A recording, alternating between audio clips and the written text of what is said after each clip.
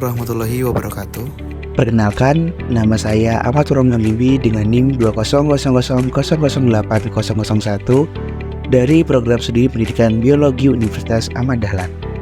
Di sini, saya selaku peserta PLP2 UAD periode 2022-2023. PLP2 itu apa sih? PLP2 atau Pengenalan Lapangan Persekolahan 2 merupakan kegiatan yang dilaksanakan oleh Fakultas Keguruan dan Ilmu Pendidikan dan Fakultas Agama Islam Universitas Ahmad Dahlan yang bertujuan untuk mempersiapkan para calon sarjana pendidikan untuk mengenali keadaan sekolah serta mempraktikkan bagaimana ia menjadi seorang guru ketika di sekolah.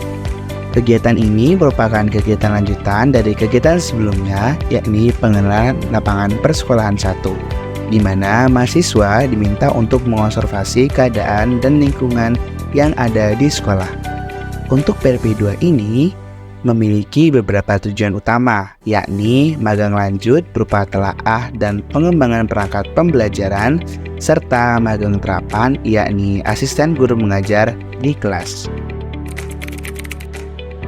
Salah satu kegiatan pada PLP2 kali ini adalah analisis perangkat pembelajaran yang meliputi analisis RPP, analisis materi atau bahan ajar, analisis media pembelajaran, analisis strategi pembelajaran, analisis instrumen evaluasi, dan analisis pemanfaatan teknologi dalam pembelajaran. Adapun kurikulum yang digunakan dalam perangkat pembelajaran ini adalah kurikulum 2013. Seluruh aspek yang dianalisis sudah memenuhi kategori baik. Hanya saja terdapat aspek pada analisis RPP yang dapat ditingkatkan, yakni pada bagian identitas dan kelengkapan RPP, agar kedepannya bisa lebih baik lagi. Adapun aspek atau materi bahan ajar yang saya analisis adalah materi virus. Media pembelajaran yang digunakan berupa PowerPoint. Kemudian strategi pembelajaran berupa strategi pembelajaran langsung inquiry dengan instrumen evaluasi berupa soal tes, serta pemanfaatan teknologi dalam pembelajaran yakni dengan Zoom, Google Classroom, Google Form, WhatsApp, dan sebagainya. Untuk materi atau bahan ajar tadi dilingkup dalam satu modul yang terdiri dari materi virus, ruang lingkup biologi, serta keanekaragaman hayati. Adapun kegiatan lain yang kami lakukan pada PLP2 kali ini adalah pengembangan perangkat pembelajaran. Adapun perangkat pembelajaran yang saya kembangkan berada dalam lingkup kurikulum Merdeka, karena kurikulum tersebut yang digunakan pada kelas yang saya ajar, yakni kelas 10 atau fase E. Perangkat pembelajaran yang saya kembangkan berupa modul ajar dan media pembelajaran berupa PowerPoint interaktif dengan materi keanekaragaman hayati, subbab materi tingkatan keanekaragaman hayati, dan pembagian wilayah fauna di Indonesia. Untuk praktik mengajar, saya lakukan di kelas 10 atau fase E, yakni fase E1, E2, E3, E4, dan E5. Materi virus dengan subbab materi, replikasi, dan peranan virus. Serta saya mengambil penilaian untuk praktik mengajar di kelas fase E4 dengan materi keanekaragaman hayati dan subbab tingkat keanekaragaman hayati serta pembagian wilayah fauna di Indonesia.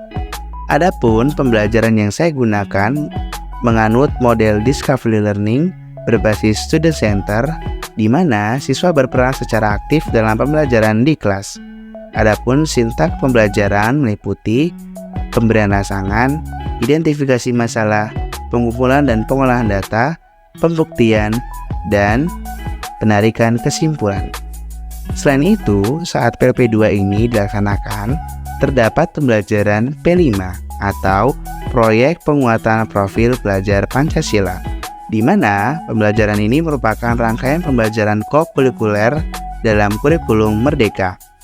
Siswa diminta untuk melaksanakan sebuah proyek yang dikerjakan secara berkelompok. Kegiatan P5 ini tidak berfokus pada hasil karya atau produk, melainkan pada pendidikan karakter siswa berdasarkan profil pelajar Pancasila. Adapun tema yang dipilih saat itu adalah gaya hidup berkelanjutan. Saat itu juga, saya mendapat kesempatan untuk terlibat aktif dalam pembelajaran P5 ini, di mana saya menjadi seorang fasilitator yang mendampingi kelompok murid fase E3 dengan proyek pembuatan ekoprint. Selain melakukan pendampingan, saya juga melakukan penilaian sumatif terkait proyek P5 yang telah mereka kerjakan.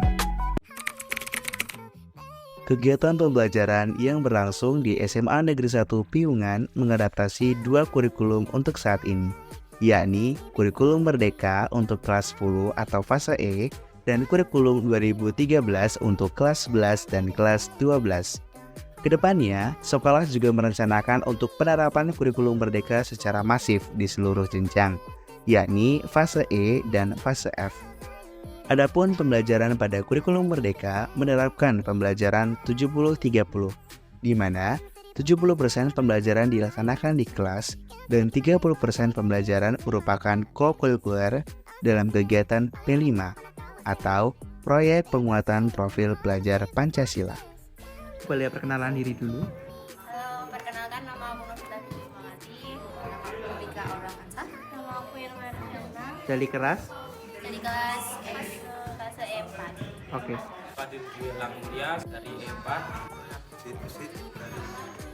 Novita Supanista dari kelas fase E. Kalau menurut kalian tuh dampak dari mahasiswa PPL khususnya dari UAD itu gimana buat kalian?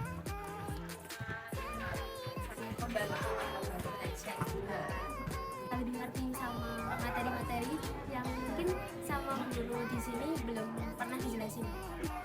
Jadi lebih enak aja bisa membantu guru untuk mengajar. Kalau gurunya lagi nggak ada atau ada keperluan dari mahasiswa ini bisa membantu untuk mengajar. Kira-kira Kalau pas pelajaran matematika, ya kalau jadi mengerti bukan. Nah, kalau menurut kalian sendiri, saya tadi mengajarnya gimana ya? Menurut saya, pasnya itu mengajarnya santai, enak, dan lebih menjurus ke materi daripada ke cerita-cerita.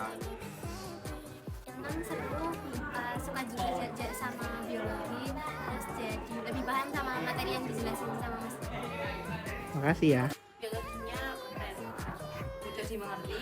masnya seru, Mas-masnya sangat seru kayak sangat ya kayak Arab. Kalau menurut kalian tuh yang susah di pelajaran biologi itu apa aja sih susah itu? Apa karena banyak hafal, apa gimana Ya gitu? kan kayak menghafal materi lain-lain. Kalian pengennya belajar biologinya kayak gimana? Dijadiin animasi kayak anime, Oh, siap. terus sama obsesi satunya teori Praktek. praktek. Ya, nanti paling prakteknya bisa di kelas 11 sih. Karena untuk sekarang belum ada materi yang bisa dibuat praktek gitu. Makasih ya. Semangat.